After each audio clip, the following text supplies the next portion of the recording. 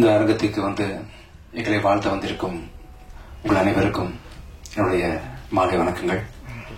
சந்தோஷமா இருக்கு.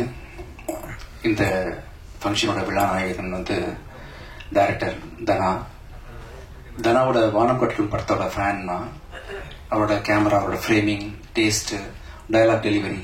அவர் சொன்னார் இல்லையா, டைரக்டர்ஸ் இயக்கியிருக்கேன்னு சொல்லிட்டு பாலசக்தி சாரை பெர்ஃபார்மன்ஸ் பண்ணி வாங்கின விதம், சரத்குமார் சாரோட பெர்ஃபார்மன்ஸ், சாதிகா பண்ண பெர்ஃபார்மன்ஸ் எல்லாத்தையும் பார்த்து ரொம்ப ரசிச்சிருக்கேன் அவங்க படத்தை. ஸோ நானும் ராஜா சாரும் நெக்ஸ்ட் படம் யாரை வச்சு பண்ணலான்னு பண்ணிட்டு இருக்கும்போது ரெண்டு பேரும் ஒருமித்தமாக வந்து உங்க பேரை பற்றி பேசிட்டு இருக்கோம்.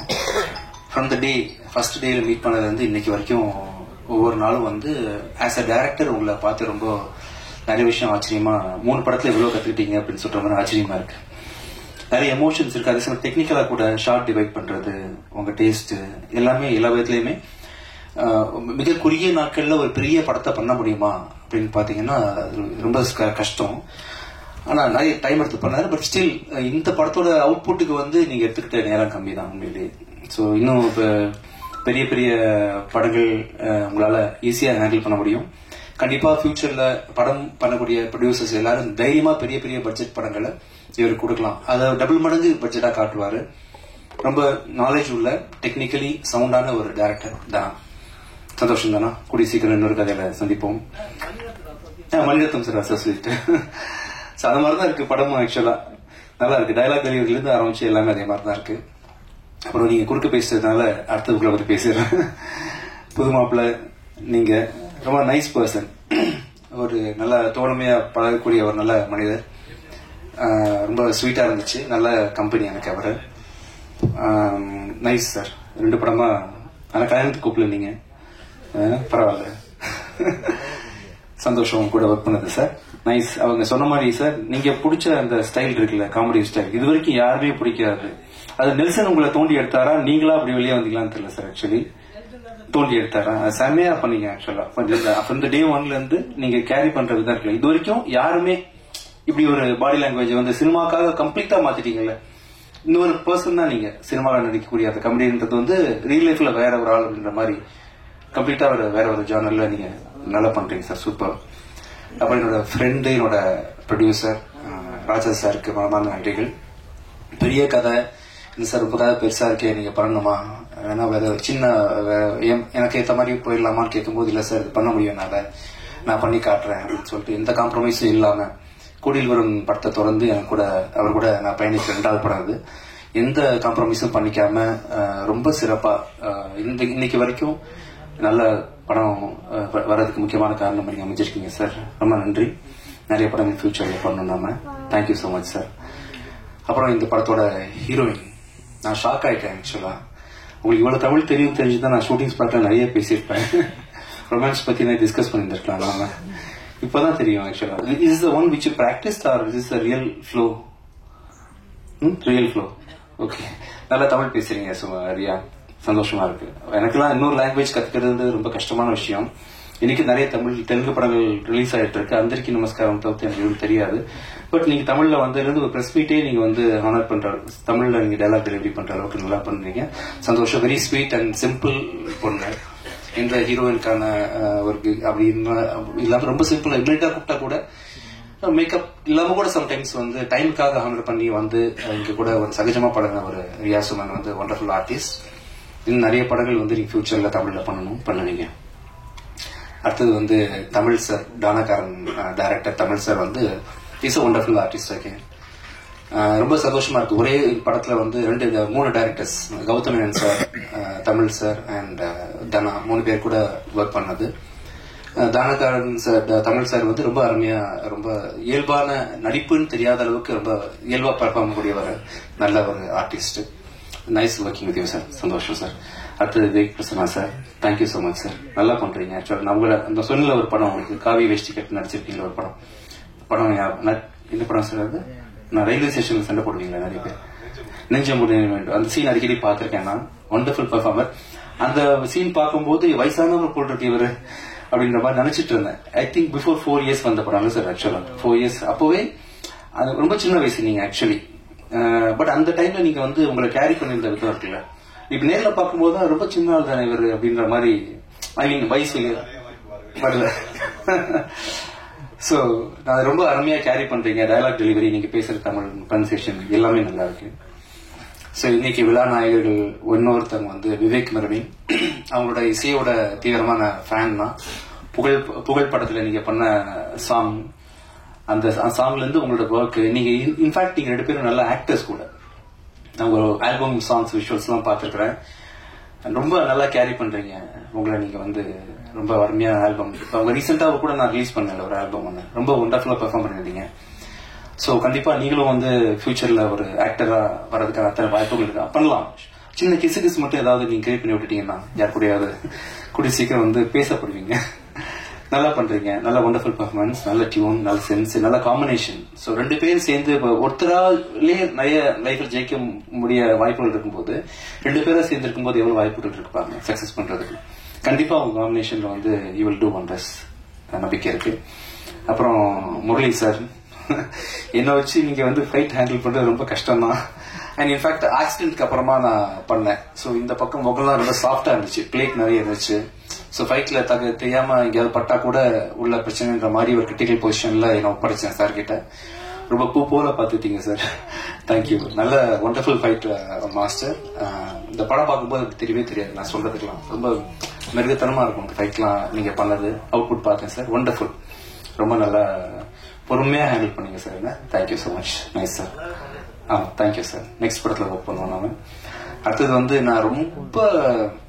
நான் ரீசெண்ட் டைம்ல மியூசிக்கை விட ரொம்ப இம்பார்ட்டன்ஸ் கொடுத்து நான் பார்க்கக்கூடிய துறையா வந்து எடிட்டிங் அமைஞ்சு போச்சு. அப்படின்றதுனாலதான் பாத்தீங்கன்னா நான் வந்து மியூசிக் கூட கொஞ்சம் ஓவர் கட்டி வச்சுட்டு எடிட்டிங்ல ஃபோக்கஸ் பண்ண ஆரம்பிச்சிட்டேன். அந்த துறைக்கு இந்த படத்துக்கு சொந்தக்காரரான நம்ம சங்கத்தமிழன் அவர்களோட ஒர்க்கை பார்த்து நான் மேலே பிரமிச்சு போயிட்டேன். ரொம்ப பொறுமைசாலி, நல்ல டேஸ்டான ஒரு எடிட்டர் நீங்க. ரொம்ப ஸ்பேஸ் விட்டு அவர் படத்தோட அவுட்புட் வந்து நல்ல ஸ்பேஷியஸா வந்திருக்கு, மணிரத்னம் சார் ஸ்டைல வந்திருக்குன்னா அது கண்டிப்பா காரணம் நீங்க தான். ஈஸியா வந்து மணி சார்ல ஓகே பண்ண மாட்டாரு. ஸோ தனாவோட ரைட் ஹேண்ட் நீங்க. நிறைய படங்கள் ஃபியூச்சர்ல பண்ணி ஸ்ரீகர் பிரசாத் சார் மாதிரி பெரிய பேர் வாங்கணும்னு ஆசைப்படுறேன். Thank you so much. அப்புறம் இந்த படத்தோட காஸ்டியூம் டிசைனர் மீனாட்சி, அனுஷாகி மீனாட்சி காணும் மேல. சரி, okay. So nice working with you. நம்ம 2வது படம் ஒர்க் பண்றோம். நல்லா இருந்துச்சு உங்க காஸ்டியூம் செலக்ஷன் எல்லாம் இந்த படத்துல. வேற யாராவது மிஸ் பண்ணிட்டேன்னா, புது மாப்பிள்ளை பேசியாச்சு, ப்ரொடியூசர் பேசியாச்சு, எல்லாம் பேசியாச்சு. கேமராமேன் முக்கியமா, இந்த படத்தோட கேமராமேன் வந்து மஃப்டி படத்தோட கேமராமேன் நவீன்குமார். தமிழ் பேசுற நண்பர் தான் அவரு.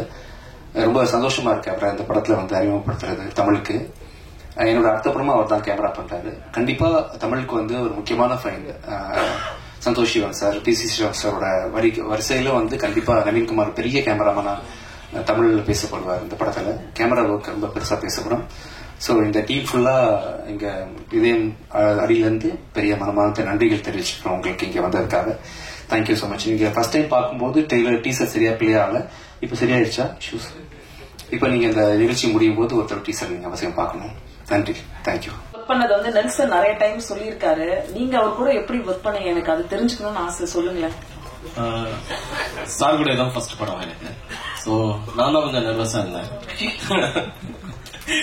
ஏன்னா பெரிய காமெடியன், அவர் வந்தாலே தேட்டர்ல நாங்க எல்லாம் சிரிச்சிருவோம். ஸோ அவருக்கு கூட ஒர்க் பண்ணும்போது எப்படி இருக்குன்னு காமெடி எல்லாம் என் படத்துல பண்ணதே இல்லை. ஸோ இந்த படத்துல ஃபர்ஸ்ட் பண்றேன். ஸோ அவரை நம்பிதான் நான் பண்ணேன். பட் நாங்க இப்ப எடிட் பண்ணும் போதெல்லாம் நாங்க சிரிப்போம். எடிட்ல உட்காந்து பார்க்கும் போதெல்லாமே நான் சிரிச்சுட்டே இருக்கேன். ஆனா ஒர்க் பண்ணும்போது ரொம்ப ரொம்ப ஜாலியா இருந்தது. அவர் சொன்ன மாதிரி தான், அவருக்கே தெரியாம சீன்லாம் முடிச்சிருவோம். ஏன்னா அவ்வளவுதான் கிளம்பணுமா அப்படிம்பாரு. ஆமாங்க கிளம்பலாம்.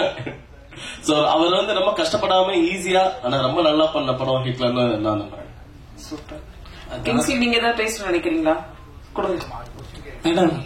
நானே அணில் குஞ்சு இப்பதான் வந்துருக்கேன், அதனால என்ன விட்டுருங்க. நான் தான் நிறைய பேசுறோம். அதானா சார் சார் ஹிட்லர் போட்டிருக்கீங்க, அதுல வந்து கன்னும் இருக்கு, இன்னொன்னு வந்து நம்ம தேர்தல் ஒரு சிம்பிளும் இருக்கு, சின்னங்கள். இது எதை பத்தி, அரசியல் பத்தியான புரிதல் இருக்குமா? இதுல என்ன சொல்ல வரும்? ஹிட்லர்னா ஒரு சர்வாதிகாரம் தான் எல்லாருக்கும் தெரியும், இடியாமின் இவங்கெல்லாம். சோ இது ஹிட்லர் பேர் வச்சிருக்கீங்க சொன்னீங்க, பட் ஆனா அந்த சிம்பிள் எதை சொல்ல போகுது? சர்வாதிகாரத்தோட சிம்பிளா தான் ஹிட்லர் அதை கொண்டு வந்திருக்காரு. ஸோ சஸ்பெக்ஷன் அதோட சிம்பிள் அது.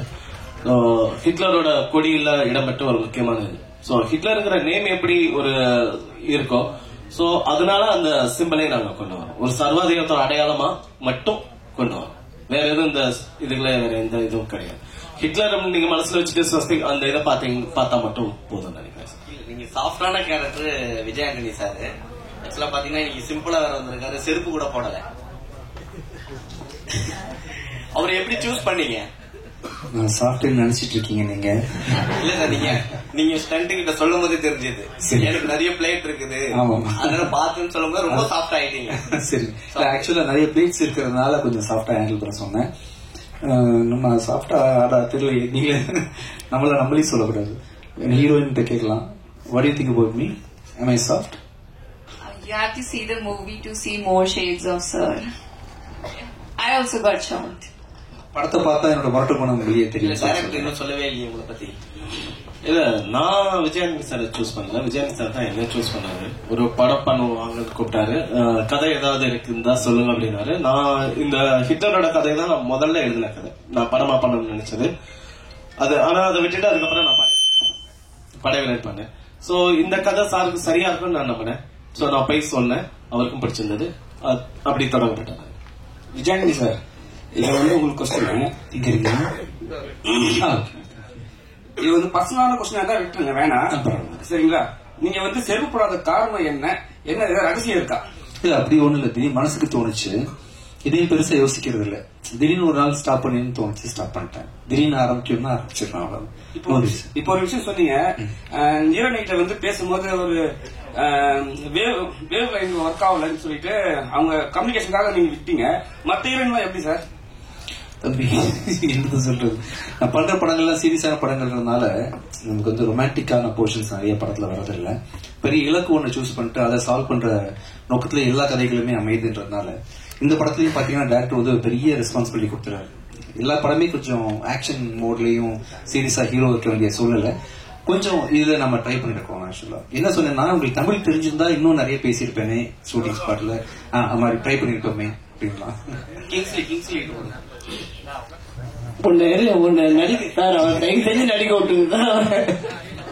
கல்யாணத்துக்கு முன்னாடி கோட் ஷூட் ஷர்ட் இன்சர்ட் பண்ணிட்டு வருவீங்க, கல்யாணம் முடிஞ்சதுக்கு அப்புறம் ஒரு ஸ்டைலிஷா இப்போ அப்படியே ஜிகிஜிங் சொல்லி அனுப்புனது இல்லப்பா. இது புதுசா எடுத்தேன், போட்டு வந்தேன், அவ்வளவுதான், வேற எதுவும் இல்ல. மனைவி சொன்னாங்களா? அதெல்லாம் இல்லங்க, பாவங்க, அவங்க ஷூட்டிங் போயிருக்காங்க. இது முதல் மேடை வேற, கல்யாணம் முடிஞ்சு எல்லாம் முடிஞ்சு முதல் மேடை எப்படி இருக்கு? வீட்டுல இருந்த யோசிச்சுட்டு வந்தியா? இது முதல் மேடை தான், சூப்பரா இருக்கு. படத்துல எப்படி விஜய் ஆண்டனி சாரோட நீங்க வந்த சார் ஜாலியா இருப்பாரு. நீங்க நினைக்கிற மாதிரி கிடையாது. சார் எப்பவுமே ஏதாவது ஒரு கமெண்ட் பண்ணிட்டு ஜாலியா இருப்பாரு. டெரர்லாம் கிடையாது, சாஃப்டா.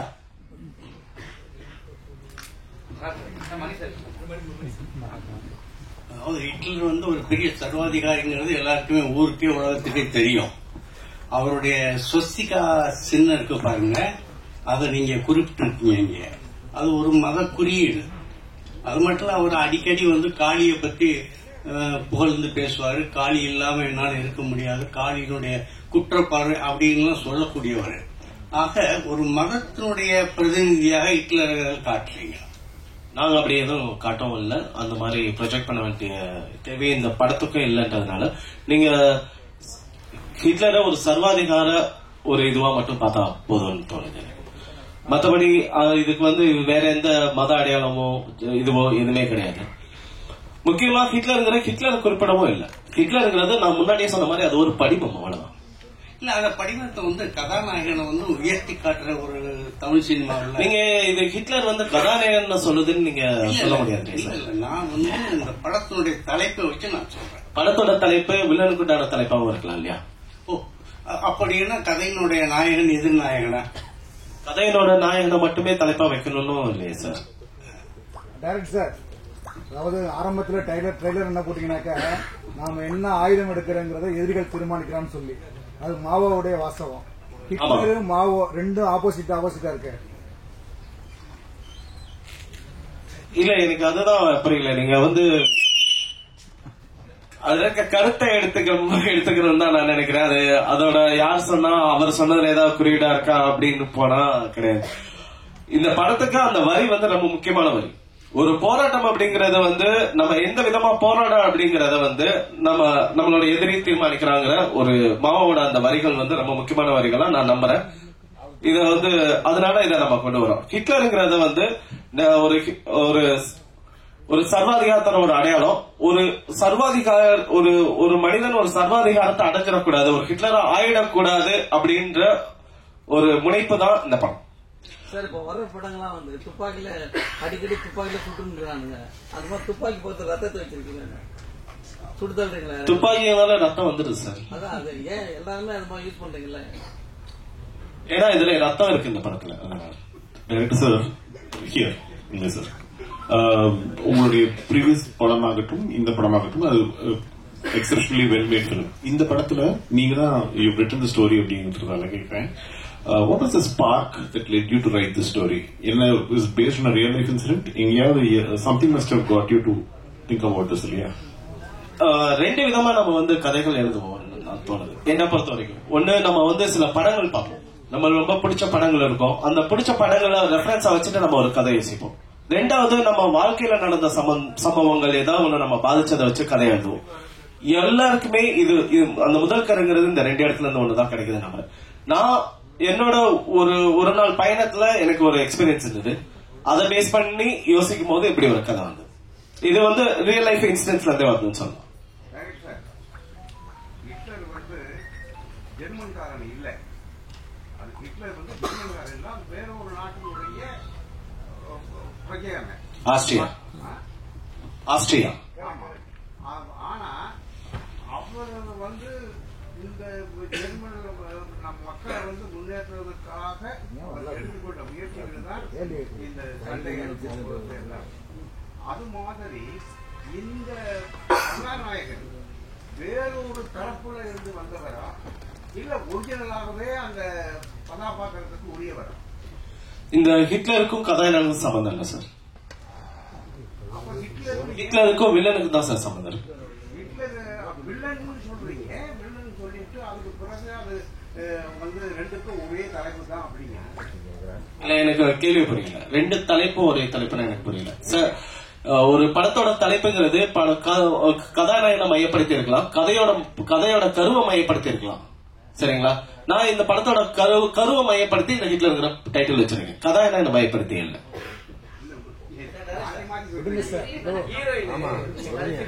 வரல ஷூட்டிங் போகும்போது பிக்ஸ் பண்ணீங்க எந்த ஹீரோயின் ஏன் அவங்க இது பண்ணாங்க, இவங்களை எப்படி அதுக்கப்புறம் நீங்க சூஸ் பண்ணி உடனே?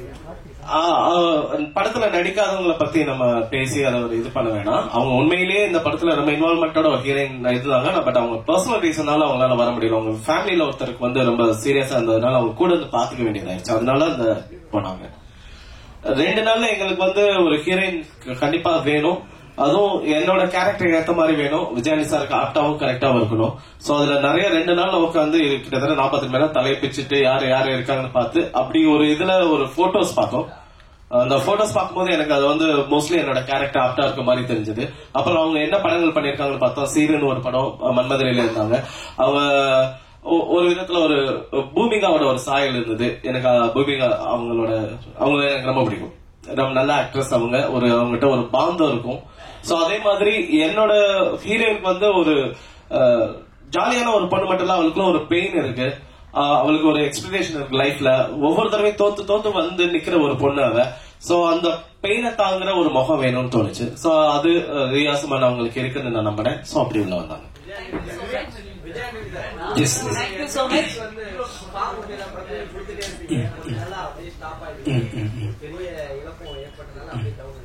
இந்த படத்துல உங்களுடைய வெளியில கேக்குமா? இனி வரும் படங்கள்ல உங்களுடைய வெளியே வருமா?